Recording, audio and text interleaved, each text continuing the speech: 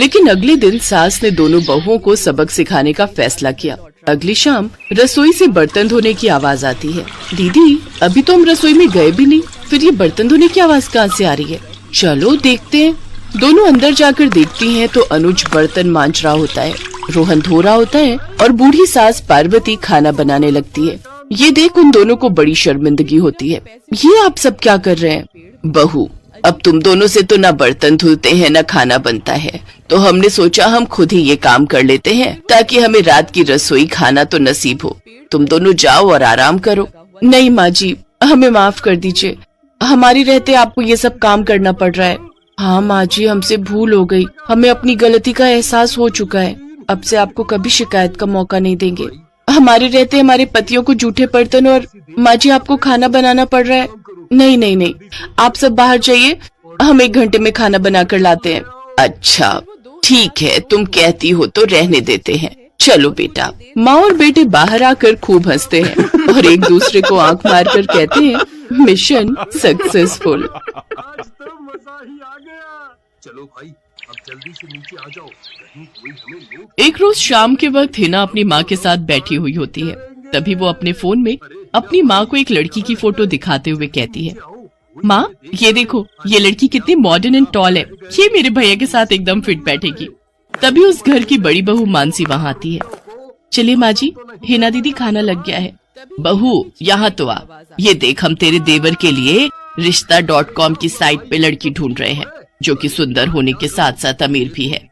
अब तेरे गरीब मायके वालों ने दहेज के नाम पर 1-2 चीज पकड़ा दी बस, इसलिए अब मैं अपनी छोटी बहू अमीर खानदान की लाऊंगी जो कि भर भर कर दहेज लाए। हाँ, वो अपनी बड़ी बहू को ताने दे ही रही थी कि तभी उसका छोटा बेटा हितांश एक मॉडर्न लड़की के साथ घर आता है।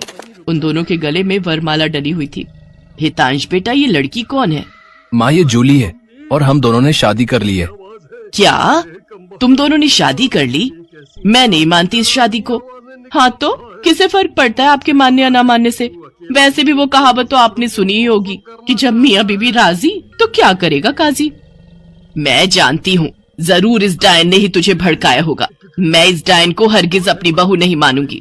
भले ही आप ना मानो, लेकिन लीगली तौर पर मैं ही तो हूँ आपकी बहू। इसलिए अब जल्दी से जाइए और आरती की थाली लाकर मेरा गृह प्रवेश कीजिए। सास बेमन से अपनी नई बहू का स्वागत करती है। जूली हितांश के साथ अपने कमरे में चली जाती है। हे राम, माँ अपनी इस नई छैल छबीली के तेवर देखे, इसके तो रंग ढंग ही अलग है, बड़ा ही घमंड है इसमें। तू चिंता मत कर बेटी, कल इसका ससुराल में पहला दिन है, तुम देखना अगर मैंने भी इसका घमंड चूर चूर नहीं किया तो। अगले दिन सुबह हितांश के पिता यानी जूली के ससुर अपनी पत्नी से कहते हैं, विमला देखो तो, सुबह के 10 बजने को हैं और ये नई बहू अभी तक अपने कमरे में सोई पड़ी है और आज इसका रसोई में पहला दिन है और ये अभी तक अपने कमरे में है। तुम रुको जी, अभी मैं इसकी खबर लेती हूँ। नई बहू, अरे ओ नई बहू। कुछ देर बाद जूली वहाँ आती है।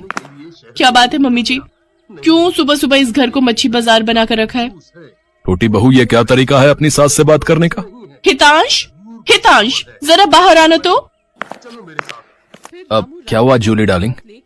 तुम चुपचाप से अपने बाप को समझा लो कि वो मुझसे तमीज में रहकर बात किया करे। पिताजी, आपने सुना जूली ने क्या कहा? नालायक, इस दिन के लिए पैदा किया है क्या तुझे कि तू अपनी बीवी का जोरू का गुलाम बन जाए? बस आपसे ही सीखा है पिताजी। जूली की सास खाने की लिस्ट नई बहू के हाथ में देती है और कहती है, ये ले, ये तेरी पहली रसोई की लिस्ट है। आज तुझे ये सब खाना हम सबके लिए बनाना है और हाँ, उसके बाद किचन की साफ सफाई भी कर देना। सासू माँ, ना तो मैं खाना बनाऊंगी और ना ही सफाई करूंगी। बहू आई है घर में, कोई काम वाली बाई नहीं जो उसे आते ही काम बता दे। भले ही ससुराल में मेरा पहला दिन हो, लेकिन इस पहले दिन से अब आप लोगों की जिंदगी बदलने वाली है। तो मेरी प्यारी ननद जी, पहले तो आप इस घर की साफ सफाई करोगी और सासू माँ आप बनाएंगी खाना, और वो भी मेरी पसंद का। मैं ये सब नहीं करूंगी, समझी? देवरानी जी, ये सब क्या कह रही हैं आप? हम इस घर की बहू हैं और ससुराल वालों का ख्याल रखना हमारा फर्ज है। जेठानी जी, इन जैसे फर्जी लोगों के लिए काहे का फर्ज? इनके साथ तो यही होना चाहिए। बड़ी जुबान चलती है तेरी, मैं तो तुझे छत से धक्का ही दे दूंगी, फिर तू भूतनी बनकर भटकती रहना। और ये हो गई आपकी कही बातों की सारी रिकॉर्डिंग। अब अगर सासू माँ आप